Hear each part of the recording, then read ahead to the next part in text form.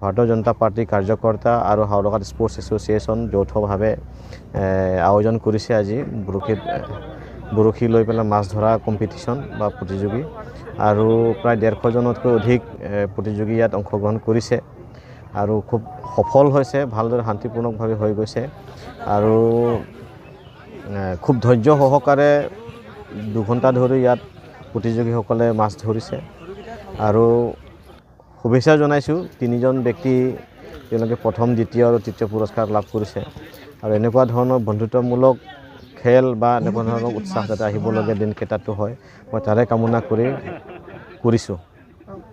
পুৰস্কাৰ হিচাপে কিমান টকা দিয়া হৈছে? পুৰস্কাৰ হিচাপে আমি প্ৰথম পুৰস্কাৰ 5,000 টকা দিয়া হৈছে, দ্বিতীয় 3,000, তৃতীয় 2,000 টকাকৈ আমি দিছোঁ, লগতে কনচলেশ্যন প্ৰাইজবিলাকো আমি আজি প্ৰদান কৰা হৈছে।